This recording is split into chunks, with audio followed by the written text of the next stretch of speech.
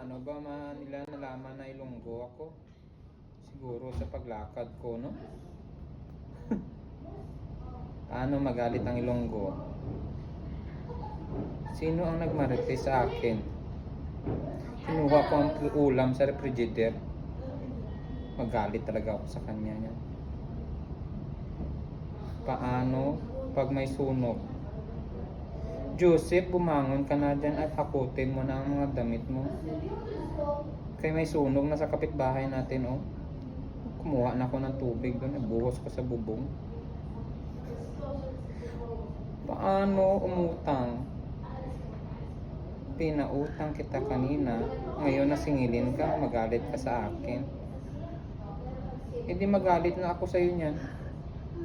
Oh, magalit na ako sa iyo. 1, 2, 3.